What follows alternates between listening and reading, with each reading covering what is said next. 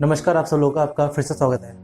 आज की वीडियो में मैं इस बारे में बात करूंगा कि प्लस टू के बाद 12 के बाद आप अगर एनसीसी ज्वाइन करना चाहते हो सी सर्टिफिकेट के लिए, कि आप एक सी सर्टिफिकेट पा सके। 8 क्लास से जो एनसीसी स्टार्ट होती है उसमें काफी लोगों को पता नहीं होता, या फिर कई लोग स्कूल ही वैसा होता है जिस स्कूल में एनसीसी के बारे में बताया नहीं होता। आज की वीडियो में मैं ये बताऊंगा कि आप 12 के बाद कैसे एनसीसी ज्वाइन कर सकते हैं, कैसे आपको सी सर्टिफिकेट मिलेगा। जो आपको 12 के बाद जो आपको सी सर्टिफिकेट मिलेगा उसका फायदा कैसे हो सकता है, आपको आर्मी में कैसे हो सकता है, और आर्मी में किस तरीके से आपको फायदा नहीं भी हो सकता 12 के बाद अगर एनसीसी सी सर्टिफिकेट लोगे तो। इन सब के बारे में बात करेंगे, तो चलिए आज की वीडियो शुरू करते हैं।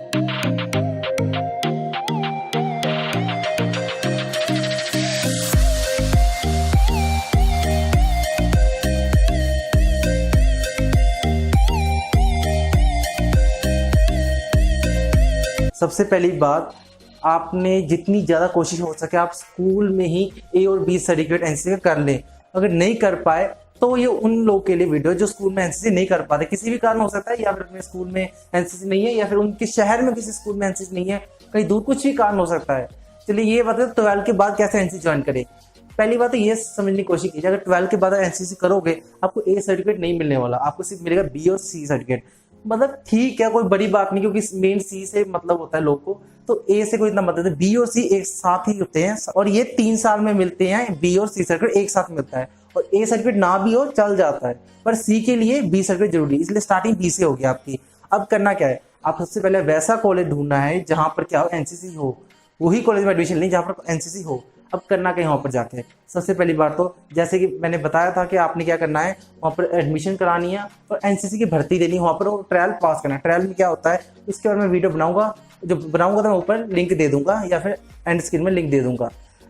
उसमें होता क्या कि भाई कुछ नहीं होता, कुछ ट्रायल होते हैं जिसको क्वालिफाई करना पड़ता है। हाइट मेजरमेंट करते हैं, आपकी जो पैरों पैरों के बीच में कितनी गैप है, या फिर आपके बाजू सही है कि नहीं, इन सब चीज़ों के बारे में बात होती है। इन सब के बारे में बात करता हूँ। बस आपने क्वालिफाई कर दिया, हाइट थोड़ा मायने ज़्यादा हाइट रखता है, इन सब पर क्वालिफाई करना पड़ेगा। ये चीज़ की वीडियो मैं बनाऊंगा इसके बारे में, अभी नहीं बनाऊंगा, बाद में बनाऊंगा, पर ऊपर लिंक दे दूंगा, ठीक है। अब ये बात करते हैं कि अब एनसीसी ज्वाइन तो कर ली, आपको एक चीज ध्यान रखना पड़ेगा कि आपको 3 साल लगेंगे उस सी सर्टिफिकेट पाने के लिए। अब ज्यादातर लोग क्या करते हैं कि भाई एनसीसी इसीलिए पाते हैं कि भाई क्या होता है कि आर्मी की भर्ती देखेंगे, वहां पर हमें फिजिकल टेस्ट क्लियर कर देंगे और मेडिकल पास कर लेंगे और डायरेक्ट भर्ती हो जाएगी विदाउट एनी एग्जाम पे। पर वो किस में होता है, वो जीडी में होता है, और क्लर्क में ये नहीं होता है। और जीडी में भर्ती देखने के लिए आपको सिर्फ 21 साल तक की उम्र चाहिए होती है। अब होता क्या है कि जो ज्यादातर स्कूल से जब कॉलेज आते हैं लोग, कोई 18-19 साल की हो जाती है। अगर आपने 19 साल में एनसीसी ज्वाइन किया, 19 साल में, तो प्रॉब्लम कहाँ पर आएगी।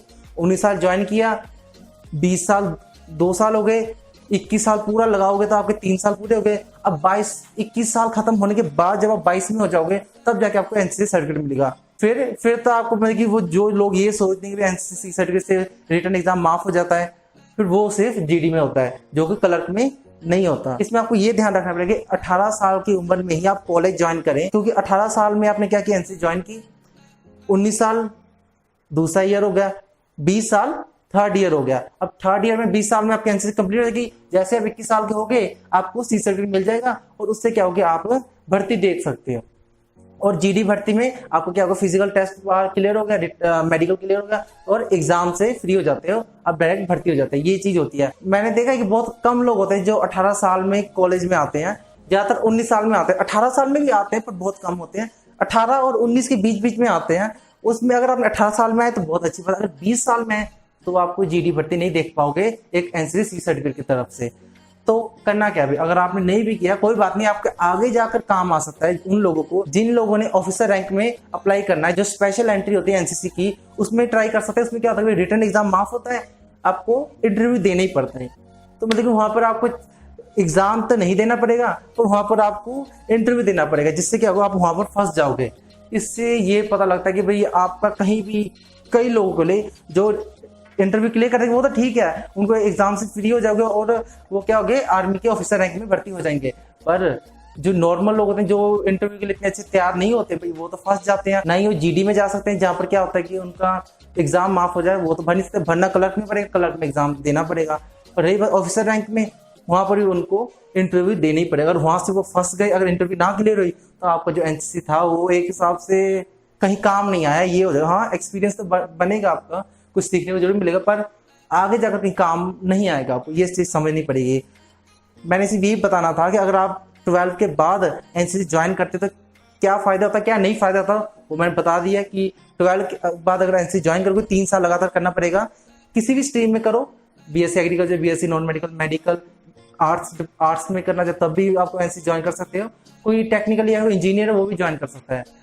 अब ज्वाइन करने के बाद मैंने ये बता दिया क्या क्या 3 साल लगातार कंटिन्यू एनसीसी रखनी पड़ेगी। उस 3 साल में अगर आपको 21 साल से उम्र ज्यादा हो गई तो आप जीडी में भर्ती नहीं दे सकते। उसमें क्या होता है, जीडी में एग्जाम देने की जरूरत नहीं होती, पर क्लर्क में देना पड़ता है, चाहे आपका एनसीसी सर्टिफिकेट क्यों ना हो। तो इससे ये पता लगता है कि भाई आप कहीं ना कहीं फंस जाओगे अगर आपने स्कूल में एनसीसी नहीं की। तो आगे क्या होगी, ऑफिसर रैंक जो कि होता है कि स्पेशल एंट्री होती है एनसीसी वालों की, उसमें अगर जाओगे तब भी आपको इंटरव्यू तक निकालना पड़ेगा, रिटन एग्जाम से माफ, इंटरव्यू निकालना पड़ेगा।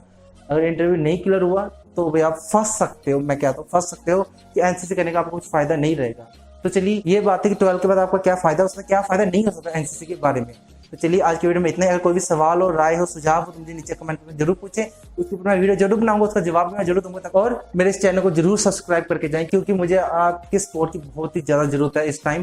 तो चलिए आज की वीडियो में इतना ही, तब तक के लिए खुश रहें, स्वस्थ रहें और व्यस्त रहें। मिलते हैं अगली वीडियो में।